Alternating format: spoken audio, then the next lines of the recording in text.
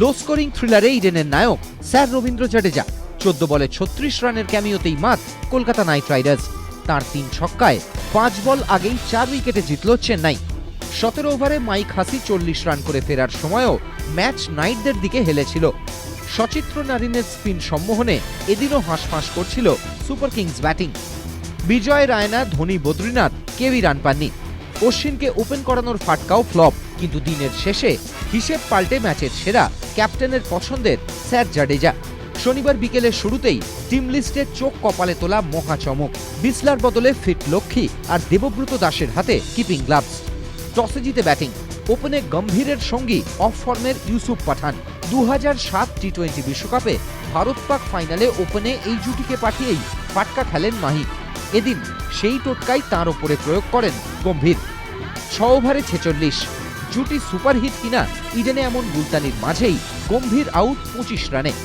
2 ওভারের ব্যবধানে Kallis run out. Morgan flop. সিঙ্গলকে 2 করতে গিয়ে ভুল কলে মনোজের সঙ্গে আত্মঘাতী রানিং বিটুইন দ্য উইকেটে পাঠানের 25 রানে বিদায়। দেবব্রতর 15 বলে 19 রানে একটা চেষ্টা ছিল। মনোজ 18 বলে 13 ফের আটকালেন। শেষে নারিনের জোড়া ছক্কায় 9 উইকেটে 119 পর্যন্ত পৌঁছেছিল নাইটরা। কিন্তু টেনে টুনে 120 পুঁজি নিয়ে আর কত লড়াই হয়।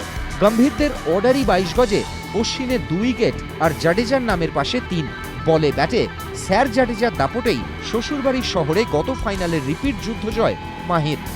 আর প্রথম হোম ম্যাচ হেরে লিগ টেবিলে আরও তলিয়ে গেল শাহরুখের নাইট বাহিনী।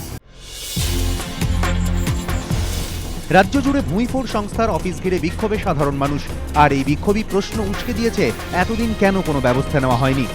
অনিয়মের অভিযোগকে কেন্দ্র করে এ ধরনের সংস্থার কার্যকলাপ পর্যালোচনার জন্য শুক্রবার সারাদিনই দফায় দফায় বৈঠক করেন মুখ্যমন্ত্রী।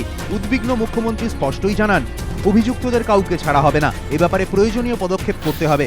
দলের সঙ্গে জড়িত যারা এই ধরনের সংস্থার সঙ্গে লেনদেন করেছেন তাদেরও সেই সংক্রান্ত বিশদ তথ্য মহাকরণে পাঠাতে বলা হয়েছে। সোমবার সেবির একটি বিশেষ দল রাজ্যে আসবে বলেও জানা গিয়েছে। সেই সঙ্গে যারা এই কারবারে যুক্ত হয়ে জালিয়াতি প্রতারণা করেছে তাদের গ্রেফতার করার জন্য পুলিশকে নির্দেশ দেওয়া হয়েছে। রাজ্যে এই মুহূর্তে রুগ্ন শিল্পের সংখ্যা 372। সরকারি হস্তক্ষেপের অভাবে নতুন শিল্পের জন্যেও জমির ব্যবস্থা এখন দুরূহ। স্বভাবতই নতুন বিনিয়োগে ভাটার টান। এই পরিস্থিতিতে বন্ধ হয়ে যাওয়া কারখানাগুলিতে পড়ে থাকা বিপুল পরিমাণ জমি কাজে লাগিয়ে নতুন বিনিয়োগ আকর্ষণের চেষ্টা করছে শিল্প দপ্তর। যেন সদ্য 100 রান পূরণ হয়েছে, হাত তুলে বিজয়ীর ভঙ্গিমায় দর্শকদের অভিবাদন। ঠিক এই চেহারাতেই আত্মপ্রকাশ আরও এক সচিন তেন্ডুলকরের সিডনি ক্রিকেট গ্রাউন্ডে। মোমের সচিন।